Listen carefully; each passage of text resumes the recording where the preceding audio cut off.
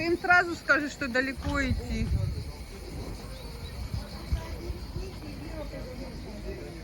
Пусть старый парк забьют, от старого парка рядышком.